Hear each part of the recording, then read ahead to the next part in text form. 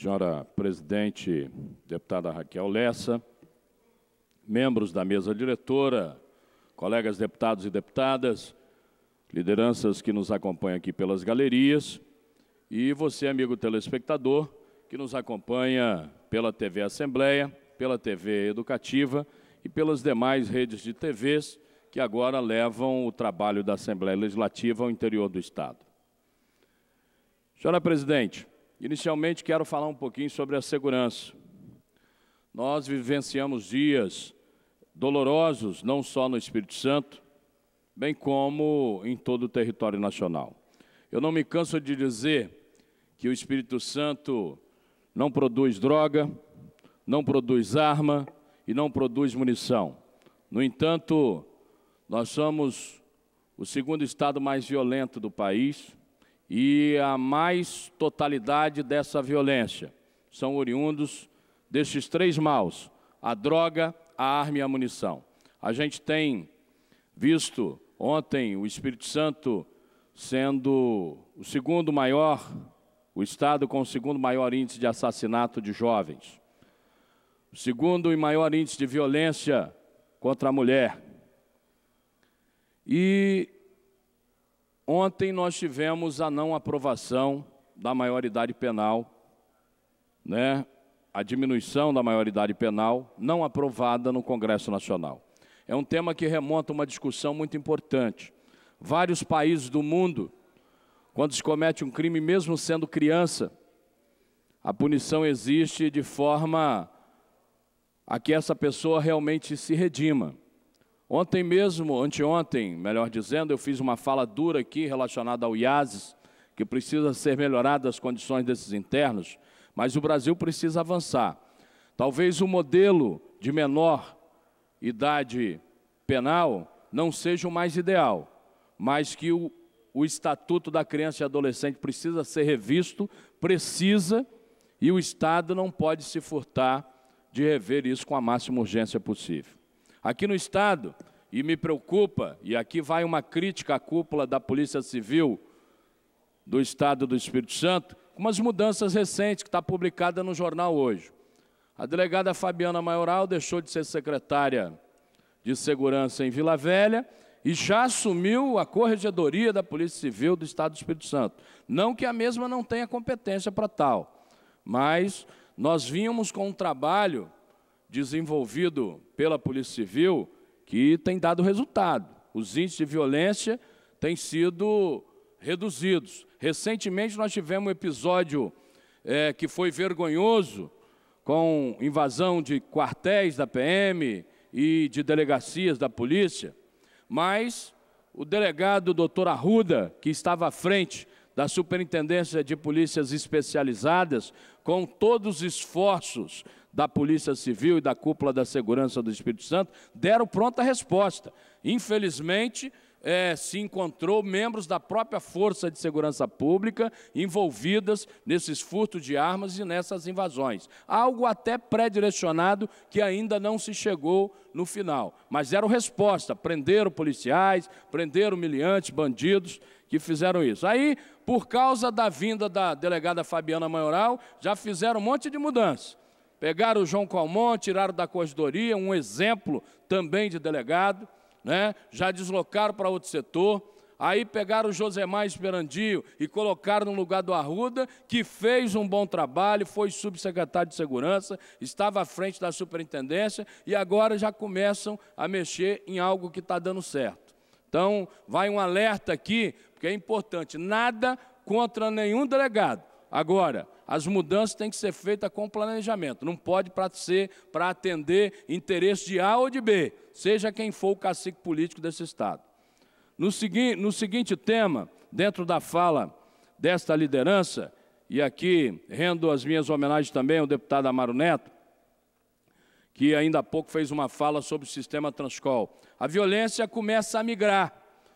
Há muito tempo não se via em falar em assalto a ônibus, em assalto a carros que transportam algumas mercadorias de valores aqui nas regiões de bairros. E isso já começa a acontecer. E aí vale a pena a cúpula da Segurança do Espírito Santo com uma medida de governo, fazer as intervenções que eram feitas nas blitz, nos ônibus, que há muito tempo não se faz.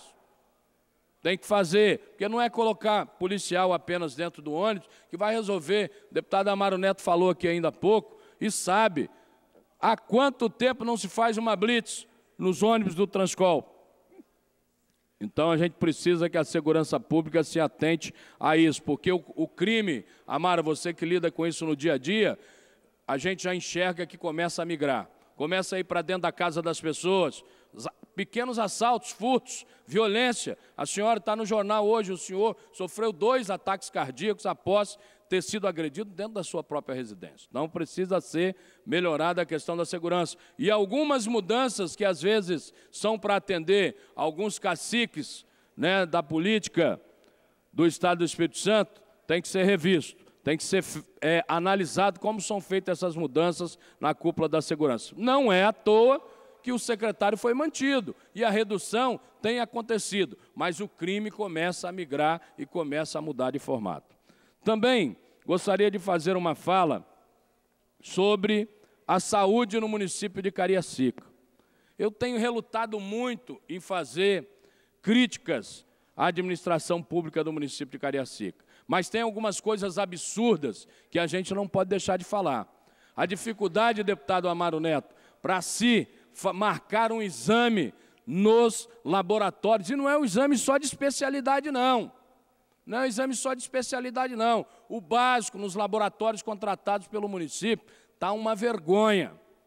Está uma vergonha. Estou chamando a atenção aqui do gestor de saúde, que quem está lá na secretaria é um gestor. Então, ele tem que ter a compreensão de que a questão da saúde é urgente. E eu, como presidente da Unali lá em Brasília, aprovado recentemente na Câmara dos Deputados Federais, o regime de RDC, regime diferencial de compras, que foi feito para os maravilhosos estádios padrões FIFA, né, no Brasil, para fazer a Copa do Mundo vergonhosa, que hoje nós temos grandes elefantes brancos, prédios, estádios fantasmas, inclusive para estádios que nem têm um futebol tradicional, que sequer lota 1/3 do público que é autorizado nesses estádios. Agora autorizaram para a segurança pública, para edificações e ações de segurança pública. Quando você fala ações, então não é só apenas a construção de prédios. E tem também já para construções e edificações para o SUS, mas nós precisamos que para o SUS também seja o RDC aprovado para a compra de equipamentos hospitalares e, em especial, deputado Freitas, para medicamentos de uso contínuo do cidadão brasileiro, que muitas das vezes o cidadão precisa, por doenças crônicas, doenças graves, lança mão desses medicamentos caros por parte do Estado, e aí a pessoa fica 2, 3, 4 meses sem o medicamento, porque tem a dificuldade da licitação, a dificuldade de compra. E nós, deputados, enquanto membro da Unali, presidente da União Nacional dos Deputados Estaduais do Brasil, vamos interceder junto ao Congresso Nacional para que o RDC da Saúde, deputado doutor Hércules, seja também para a compra de equipamentos e medicamentos de uso contínuo da população. Regime diferenciado de compras, como foi para os estádios, podem ser feitos também para essa questão que é urgente e emergente, que é a saúde pública no Brasil. E em Cariacica, estamos com dificuldade de marcar os exames mais simples nas unidades de saúde daquele município. Então, estamos chamando a atenção do gestor de saúde de Cariacica para que se atente que a população não consegue marcar um exame laboratorial, deputado Amaro Neto. Precisamos advertir, porque está passando da hora. Esta é o primeiro chamamento que eu tenho feito desde que, de fato, rompi com o prefeito de Cariacica. É o primeiro chamamento. E não estou aqui fazendo acusações levianas, estou cobrando o serviço que é direito constitucional do cidadão cariaciquense e do cidadão capixaba. Quero também falar um pouco da nossa querida presidente Dilma. Dizer que não respeita delator é muito fácil. No momento em que o país atravessa uma crise medonha, institucional, de lideranças, uma crise que assola o cidadão brasileiro, uma crise que o cidadão vai, deputada Janete, no supermercado hoje de manhã, fazer uma compra e amanhã, quando ele retorna, a inflação já tomou uma fatia desse seu recurso. O momento em que a gente vê o patrimônio do Brasil sendo dilapidado por inúmeros bandidos que tomaram conta da política e das empresas que representavam e dignificavam o Brasil.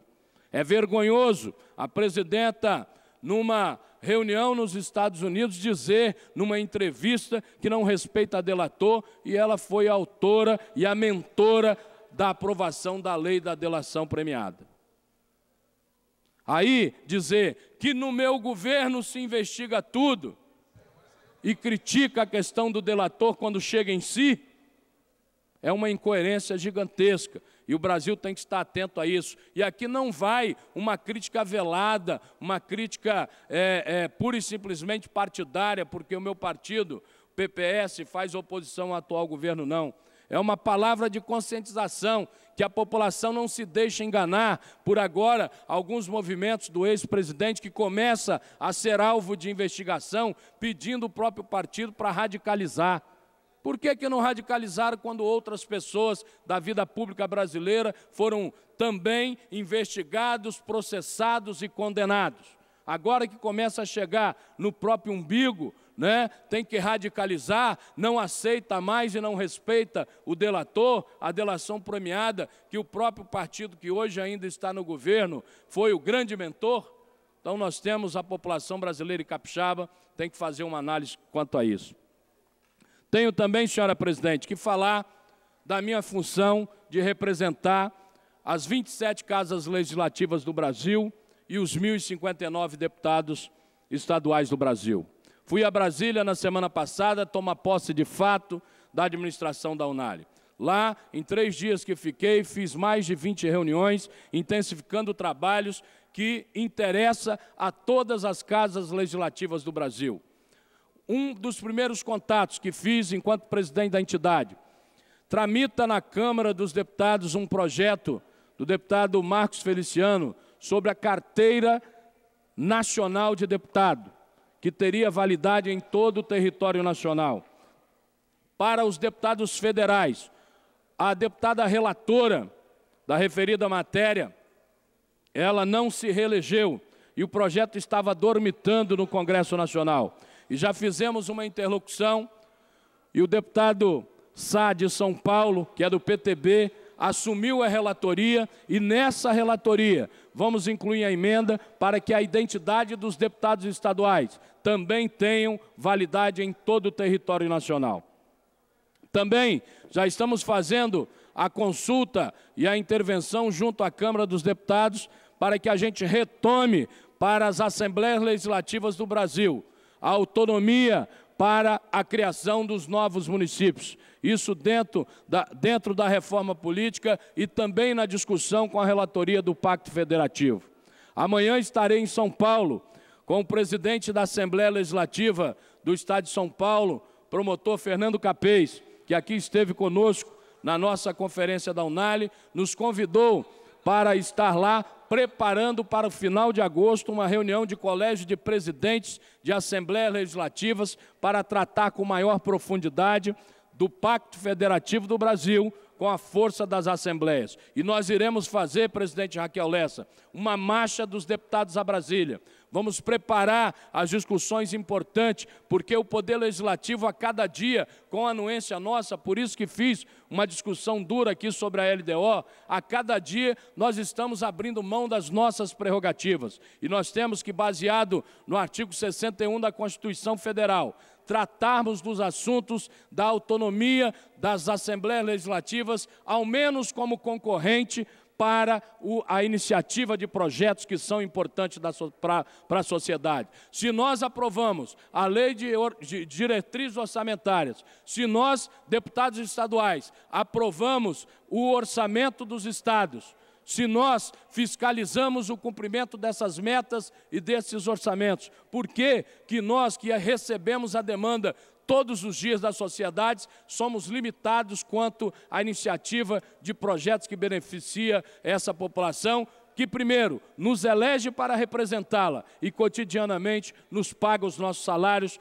para que a represente bem. Então, sou em busca dessas prerrogativas, presidente, que enquanto presidente da UNALHE estaremos tentando resgatar para nós, Assembleias Legislativas do Brasil, deputados estaduais do Brasil, algumas iniciativas que possam beneficiar a cada dia mais o cidadão brasileiro. No mais, agradeço a Vossa Excelência e os demais deputados pela oportunidade da fala, pela liderança do PPS.